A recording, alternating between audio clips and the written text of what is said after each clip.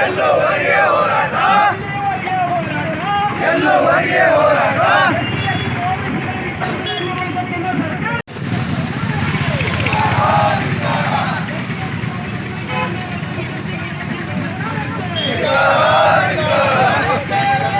ನ್ಯಾಯ ಬೇಕು, ನ್ಯಾಯ ಬೇಕು, ಎಲ್ಲೋವರೆಗೆ ಹೋರಾಟ, ಎಲ್ಲೋವರೆಗೆ ಹೋರಾಟ. हमारे मांगे पूरी करो, वरना कुर्सी खाली करो, हमारे मांगे पूरी करो, वरना कुर्सी खाली करो, हमारे मांगे पूरी करो, वरना कुर्सी खाली करो. बेके बेको न्याय लागू करो, लागू करो, हमारी मांगे पूरी करो, वरना कुर्सी खाली करो, यूजीसी लागू करो, लागू करो, लागू करो. हमारे मांगे पूरी करो. तत्व बदल दो, ताज बदल दो, तत्व बदल दो, ताज बदल दो. जिंदाबाद जिंदाबाद TSS जिंदाबाद. ಯಾರಿಗೆ ಬಂತು 2026 ಹೇಳಿದ ಸುಪ್ರೀಂ ಕೋರ್ಟ್ ನೀಡದ ತಡೆ ಆಜ್ಞೆಯನ್ನು ನೆರವೇರಿಸಬೇಕು. ರೈತ ಕಾಯ್ದೆಯನ್ನು ಕರ್ನಾಟಕ ರಾಜ್ಯದಲ್ಲಿ ಕೂಡ ಜಾರಿ ಮಾಡಬೇಕು. SC ST ಹಾಗೂ ಹಿಂದುಳಿದ ವರ್ಗದ ವಿದ್ಯಾರ್ಥಿಗಳಲ್ಲಿ ಜಾತಿ ಕಟ್ಟುತ್ತೇವ ನಾವು ಕಟ್ಟುತ್ತೇವ ನಾವು ಕಟ್ಟೆ ಕಟ್ಟುತ್ತೇವ ಕಟ್ಟುತ್ತೇವ ನಾವು ಕಟ್ಟುತ್ತೇವ ನಾವು ಕಟ್ಟೆ ಕಟ್ಟುತ್ತೇವ ಕಟ್ಟುತ್ತೇವ ನಾವು ಕಟ್ಟುತ್ತೇವ ನಾವು ಕಟ್ಟೆ ಕಟ್ಟುತ್ತೇವ. ಒಡೆದ ಮನಸ್ಸುಗಳ ಕಂಡ ಕನಸುಗಳ ಕಟ್ಟೆ ಕಟ್ಟುತ್ತೇವ ನಾವು ಕನಸ ಕಟ್ಟುತ್ತೇವ ನಾವು ಮನಸ ಕುಂಡವನ್ನು ನಾವು ಮುಳ್ಳ ತುಳಿಯುತ್ತೇವ, ಕಂಡದ ಕುಂಡವತ್ತು ನವ ಮುಳ್ಳ ತುಳಿಯುತ್ತೇವ ಕ್ರಾಂತಿ ಕಂಡದ ಕುಂಡವನ್ನು ನಾವು ಮುಳ್ಳ ತುಳಿಯುತ್ತೇವ. ನಮ್ಮ ಬಾಳಿನ ರಕ್ತಗಾಲಿನ ಹಾಡ ಬರೆಯುತ್ತೇವ ಹಾಡ ಬರೆಯುತ್ತೇವ. ಕಟ್ಟುತ್ತೇವ ನಾವು ಕಟ್ಟುತ್ತೇವ ನಾವು ಕಟ್ಟೆ ಕಟ್ಟುತ್ತೇವ. ಒಡೆದ ಮನಸ್ಸುಗಳ ಕಂಡ ಕನಸುಗಳ ಕಟ್ಟೆ ಕಟ್ಟುತ್ತೇವ ನಾವು ಕನಸು ಕಟ್ಟುತ್ತೇವ. ಯುಜಿಸಿ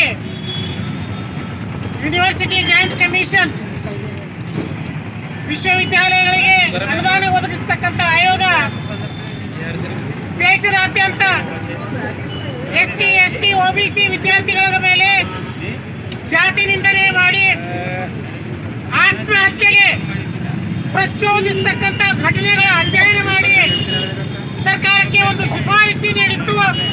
ಆ ಶಿಫಾರಸಿನ ಆಧಾರದ ಮೇಲೆ ಸರ್ಕಾರ UGC ನಿಯಮಾವಳಿಗಳು ಮಾಡಿ ಜಾರಿಗೆ ತಂದಿತ್ತು.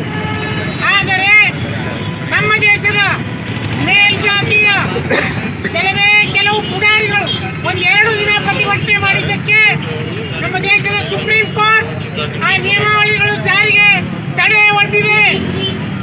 ಇದು ದೇಶದ ಮೂಲ ನಿವಾಸಿಗಳು, ದೇಶದ SC ST OBC ಮತ್ತು ಅಲ್ಪಸಂಖ್ಯಾತರಿಗೆ ಆದಂತಹ ಅನ್ಯಾಯ.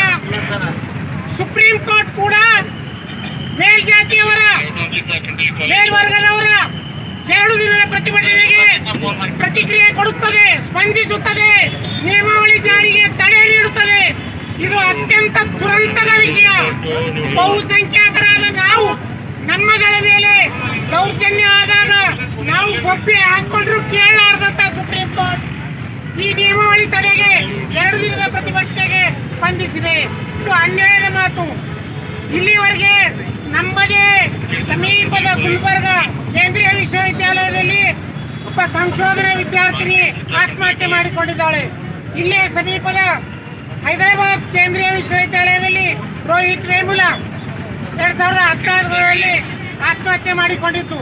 ಇವು ನಮಗೆ ಸಮೀಪದ ವಿಶ್ವವಿದ್ಯಾಲಯಗಳಲ್ಲಿ ದಲಿತ ವಿದ್ಯಾರ್ಥಿಗಳಿಗೆ ಆತ್ಮಹತ್ಯೆ ಮಾಡಿಕೊಳ್ತಕ್ಕಂಥ ಒಂದು ಷಡ್ಯಂತ್ರಕಾರಿ ವಾತಾವರಣ ನಿರ್ಮಾಣ ಮಾಡಿದ್ದಕ್ಕೆ ಉದಾಹರಣೆ. ಕಷ್ಟಪಟ್ಟು ಅಧ್ಯಯನಕ್ಕಂತ ವಿಶ್ವವಿದ್ಯಾಲಯಗಳಿಗೆ ಹೋದಾಗ 2014ರಿಂದ ಈಚೆ ಇದೇನು BJP ಸರ್ಕಾರ ಬಂದಿದೆಯೋ ವಿಶ್ವವಿದ್ಯಾಲಯಗಳಲ್ಲಿ ಉಚ್ಚ ಶಿಕ್ಷಣವನ್ನು ಹಾಳುಗೆಡುವುದಕ್ಕೆ ವಿಶ್ವವಿದ್ಯಾಲಯಗಳಲ್ಲಿ ಇದೇನು ಟೀಚಿಂಗ್ ಸ್ಟಾಫ್ ಇವ್ರುಗಳು ರಿಟೈರ್ಡ್ ಆಗಿ ಪೋಸ್ಟ್ಗಳಿಗೆ ತುಂಬುತ್ತಾ ಇಲ್ಲ, ಅವು ಹುದ್ದೆಗಳು ಖಾಲಿನೇ ಇಡ್ತಾ ಇವೆ. 90% ಲಕ್ಷದ ಹುದ್ದೆಗಳು ಖಾಲಿ ಹಾಗೇ ಇದೆ.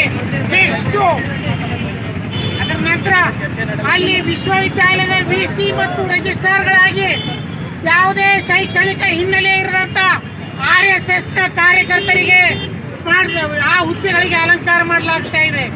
ಈ ಮುಖಾಂತರ SC ST OBC ವಿದ್ಯಾರ್ಥಿಗಳು ವಿಶ್ವವಿದ್ಯಾಲಯಗಳಲ್ಲಿ ಸುರಕ್ಷಿತವಾಗಿ ಅಧ್ಯಯನ ಮಾಡಲಿಕ್ಕೆ ವಾತಾವರಣ ಇಲ್ಲ ಇವತ್ತು.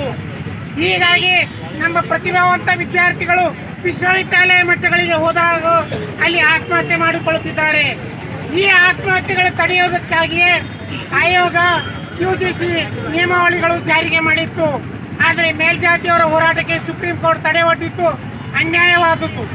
ನಾವು ಈ ಮುಖಾಂತರ, ಈ ಹೋರಾಟದ ಮುಖಾಂತರ ಕೇಂದ್ರ ಸರ್ಕಾರಕ್ಕೆ, ಸುಪ್ರೀಂ ಕೋರ್ಟ್ಗೆ ಕೇಳಿಕೊಳ್ಳುವುದೇನೆಂದರೆ, ಇದೇನು SC ST OBC ವಿದ್ಯಾರ್ಥಿಗಳ ಹಿತರಕ್ಷಣೆಗಾಗಿ ನಿಯಮಾವಳಿಗಳು ಜಾರಿಯಾಗಿದ್ದು ಇವುಗಳನ್ನು ದೇಶದಾದ್ಯಂತ ಜಾರಿಗೊಳಿಸಲು ಸುಪ್ರೀಂ ಕೋರ್ಟ್ ಅನುವು ಮಾಡಿಕೊಡಬೇಕು. ಈ ಮುಖಾಂತರ ನಾವು ಕೇಂದ್ರ ಸರ್ಕಾರಕ್ಕೂ ಮನವಿ ಮಾಡ್ತೇವೆ. ಕೇಂದ್ರ ಸರ್ಕಾರ SC ST OBC ವಿದ್ಯಾರ್ಥಿಗಳ ಉನ್ನತ ಶಿಕ್ಷಣದಲ್ಲಿ ತಡೆ ಒಡ್ಡತಕ್ಕಂಥ ಹುನ್ನಾರ ಮಾಡುವುದು ನಿಲ್ಲಿಸಬೇಕು. ಅಲ್ಲಿರ್ತಕ್ಕಂಥ ಖಾಲಿ ಹುದ್ದೆಗಳಿಗೆ ಭರ್ತಿ ಮಾಡಬೇಕು ಅಂತ ಈ ಮುಖಾಂತರ ಕೇಳ್ಕೊಳ್ತೇವೆ. ಮೇಡಮ್, ನೀವು ಸುಪ್ರೀಂ ಕೋರ್ಟ್ ಮೇಲೆ ಯಾವಾಗಲೂ ಬಹಳ ನಂಬಿಕೆ ಇತ್ತು. ಈ ದೇಶದ ಆಳವ ಸರ್ಕಾರಗಳು ಸಂವಿಧಾನದ ಚೌಕಟ್ಟು ಮೀರಿ ಏನಾದ್ರು ಕೆಲಸ ಮಾಡ್ತಾರೆ ವಿಚಾರಗಳನ್ನ ತಿಳ್ಕೊಬೇಕು. ಆದರೆ ಸುಪ್ರೀಂ ಕೋರ್ಟ್ ಕೂಡ ನಮಗೆ ಎಂದೂ ನಮ್ಮ ಪರವಾಗಿಲ್ಲ. 92ರಲ್ಲಿ ಈಗಾಗಲೇ ಅಣ್ಣಾ ಸಾಹೇಬ್ ಹೇಳಿದಂಗೆ 92ರ ಮಂಡಲ ಕಮಿಷನ್ ಬಂದಾಗ, ಅದು ಜಾರಿಗೆ ಬಂದಾಗ ಕಮ್ಮಂಡಲ ಅಂತ ರಾಮ ಮಂದಿರ ಪರವಾಗಿ ಒಂದು ಜಾಥಾ ಬಂತು. ಸುಳ್ಳು ಮಾಹಿತಿ ಹಾಕ್ಬಿಟ್ಟು 7 ವರ್ಷದ ಪಾಪ ಬೀದಿ ಮೇಲೆ ಇದ್ದವರಿಗೆ, ಬೇಡ್ಕೊಂಡು ತಿಂಬೋರಿಗೂ ಮತ್ತವರಿಗೂ ಹಿಡ್ಕೊಂಡು ಸುಡೋದು. ಅವರು ಮಂಡಲ್ ಕಮಿಷನ್ ಜಾರಿ ಆಗ್ಬಿಡೋದು ಸುಡ್ತಾರೆ. 7 ವರ್ಷದ ಬಾರಿ ಮಂಡಲ್ ಕಮಿಷನ್ ಅಥವಾ ರಿಸರ್ವೇಷನ್ ಬಗ್ಗೆ ಏನು ಗೊತ್ತಿಲ್ಲ, 5 ವರ್ಷ 7 ವರ್ಷ ಇಂಥವೆಲ್ಲವೂ ಕೂಡ ಮಾಡಿದ್ರು. ಒಂದೊಂದು ಇಲ್ಲೂ ಕೇಸ್ ಆಗಿಲ್ಲ. ಅವ್ರನ್ನೆಲ್ಲ ಅವ್ರಿಗೆ ಯಾರಿಗೂ ಜಿಲ್ಲ 92ರಾಗ ಇಂದಿರಾ ಸಹಾನಿ ಅವರು ಮಂಡಲ್ ಕಮಿಷನ್ದಾಗ ರಿಸರ್ವೇಷನ್ 27% ಜಾಸ್ತಿ ಆಯ್ತಿದ್ರು.